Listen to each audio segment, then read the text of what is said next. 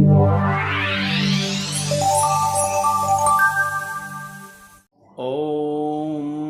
शुक्लां वरदरं देवं शशिवर्णं चतुर्भुजं प्रसन्नवदनं ध्यायेत् सर्वविघ्नोपशान्तये।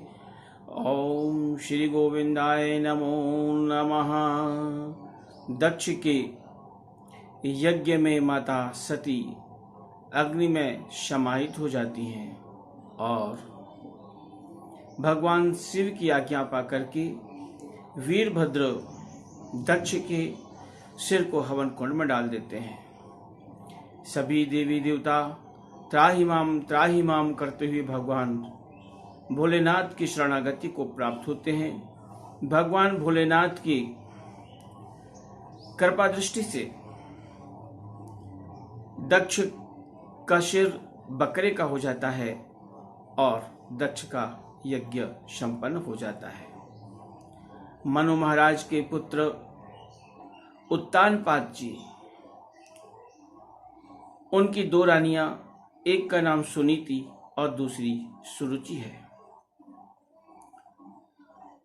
इस भौतिक संसार में सुरुचि सभी के मन को भाती है और सुनीति कम लोगों के मन को भाती है।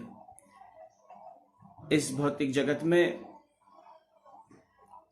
नीतिपूर्ण कार्य, मर्यादा, शिष्टताएं धीरे धीरे कम होती चली जा रही हैं और सुरुचि बढ़ती चली जा रही है। जिसको जैसा लगे ऐसा करते हैं। मर्यादाएं भंग हो रही हैं, अशिष्टताएं बढ़ती चली जा रही है, मान सम्मान इन सब में कमी होती चली जा रही है। राजा उत्तानपाद के पास में भी हमेशा रानी सुरुचि ही रहती है, सुनीति तो बाहर रहती है। एक समय राजा उत्तानपाद अपने सिंहासन पर बैठे हुए थे और उसी समय सुनीति के पुत्र, जिनकी आयु उस समय लगभग 5 वर्ष की थी, वहां पर खेलते हुए आते हैं और वे अपने पिता से लाड़ प्यार करते हुए और अपने पिता की गोद में बैठने के लिए चढ़ने लगते हैं। वहीं पास पर सुरुचि जैसे ही ध्रुव को राजा की गोद में बैठने का प्रयत्न करते हुए देखती है, वैसे ही गुस्से से तमतमा जाती है और उस छोटे से बालक ध्रुव को ललकार कर कहती है कि तू ये क्या कर रहा है? अरे, तुझे अगर राजा की गोद में ही बैठना था तो मेरी कोख से जन्म लेना था। तो राजा की गोद में कैसे बैठ सकता है? हट जा यहां से। जब इस प्रकार से बहुत क्रोधपूर्ण तरीके से सुरुचि उस छोटे से अबोध बालक को अपमानित करती है, हटा देती है, तो वह बालक रोता हुआ और अपनी मां के पास जाता है। मां सुनीति अपने बच्चे को अपनी छाती से लगाती है, अपनी गोदी पर बिठाकर दुलार करती है। और ध्रुव की बात सुनती है। ध्रुव कहता है, मां, क्या मैं अपने पिता की गोद में कभी नहीं बैठ सकता? अपने नन्हे बालक की ये बात सुनकर के और सुनीति नीति की बात सिखलाती है। सुनीति कहती है कि बेटा, इस जगत के पिता तो जगदीश्वर हैं, नारायण ही जगत पिता हैं, जिनकी गोद भक्तों के लिए एक बार मिल जाए तो कभी नहीं छूटती है। इसलिए हे बेटा, जो सबके पिता हैं, यदि तुझे पिता की ही गोद में बैठना है तो जो सबके पिता हैं तो उसकी गोद में बैठ। ध्रुव के चित्त में माता की यह बात समा जाती है। अब वह माता से प्रार्थना करने लगता है कि मैया, जगत पिता जगदीश्वर कैसे प्राप्त होंगे? मुझे मार्ग बतलाइए।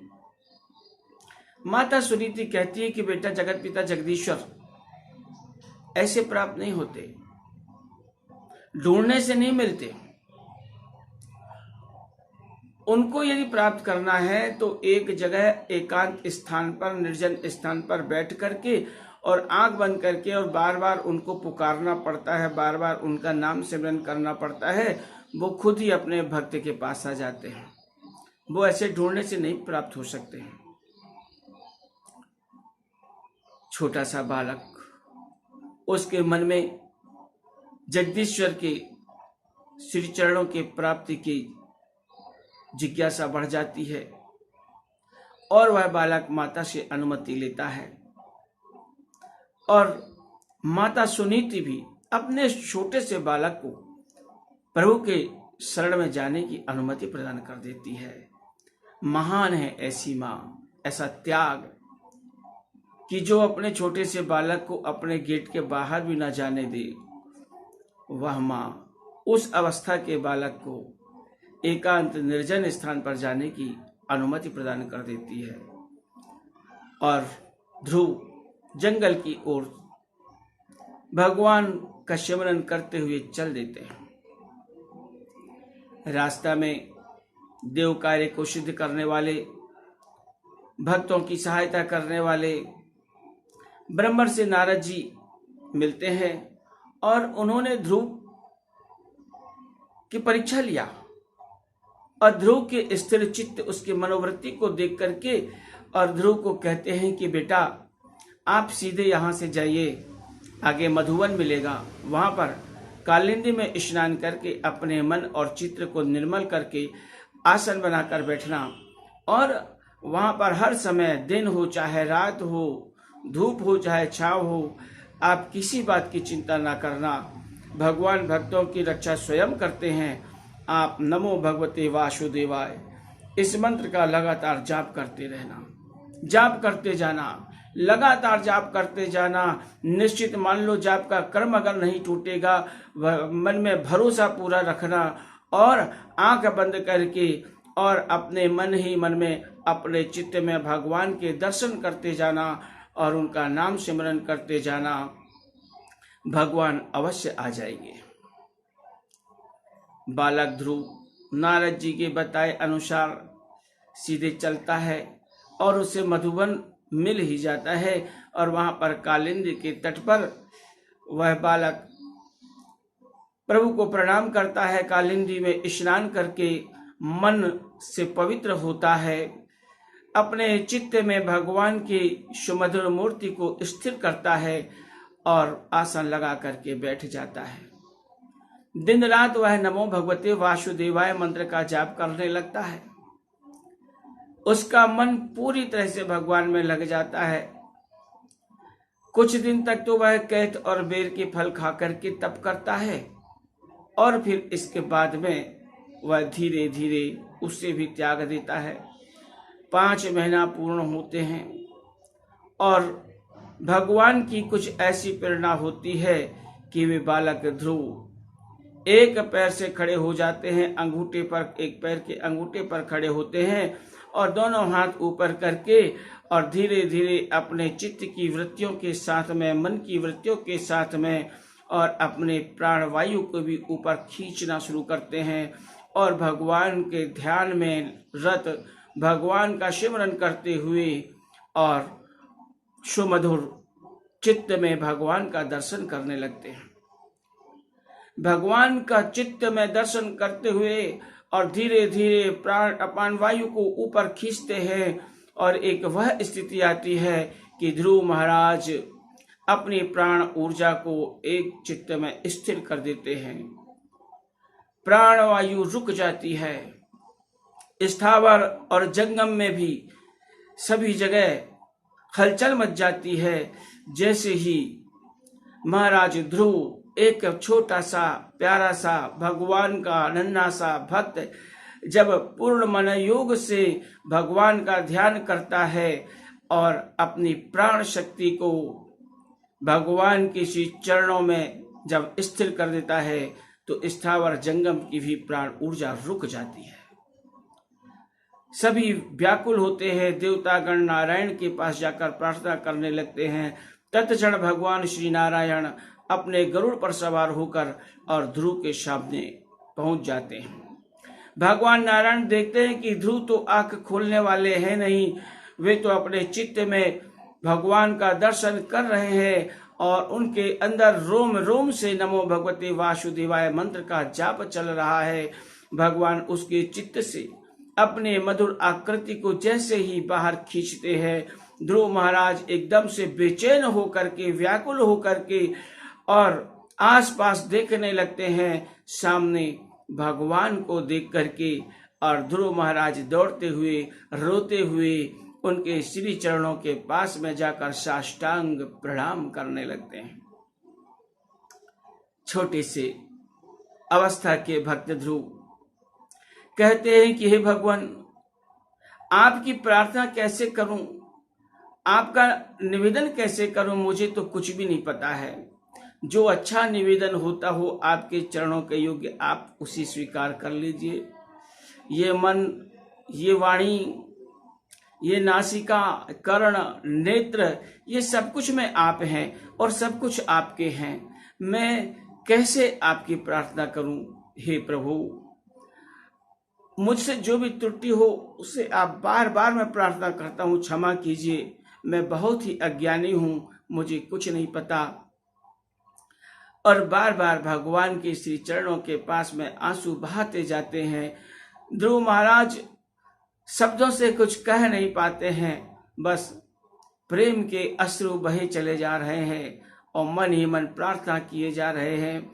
भगवान अपने भक्त की इस विह्वलता को, इस प्रेम को देख करके और उन्हें उठाते हैं और कहते हैं, बेटा ध्रुव, तुम्हारे मन में क्या है मुझे पता है। तुम्हारा तपस्या पूर्ण हुई, तुम्हारी इच्छा पूर्ण हुई। हे ध्रुव, तुम अपने राज्य सिंहासन पर जाओ। तुम्हारे पिता तुम्हारी प्रतीक्षा कर रहे हैं। 36,000 वर्ष तक तुम सभी का पालन पोषण करोगे और फिर तुम्हें ऐसा अटल लोक प्राप्त होगा जो सभी ग्रह नक्षत्र के ऊपर होगा, जो ज्योतिषार चक्र में हमेशा भ्रमण करता रहेगा।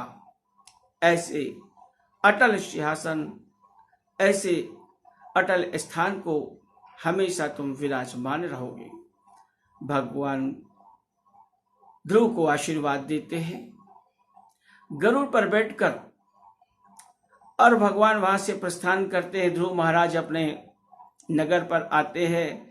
सभी उनका बहुत बहुत और बहुत स्वागत करते हैं। उत्तानपाद अपने पुत्र ध्रुव को राज सिंहासन सौंपकर और स्वयं भगवान की शरण की ओर प्रस्थान करते हैं।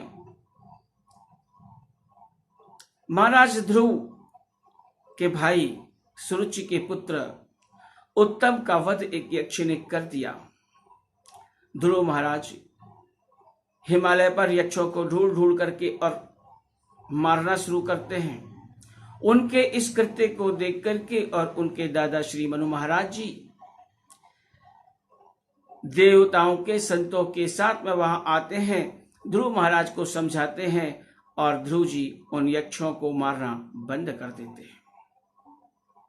36,000 वर्ष तक संपूर्ण भक्ति के साथ में राज सिंहासन का उपभोग करते हैं और फिर ध्रुव महाराज अपने पुत्र को राज सिंहासन पर आसीन कराकर स्वयं भगवान के श्री चरणों की ओर प्रस्थान करते हैं। बोलिए गोविंद कृष्ण भगवान की जय।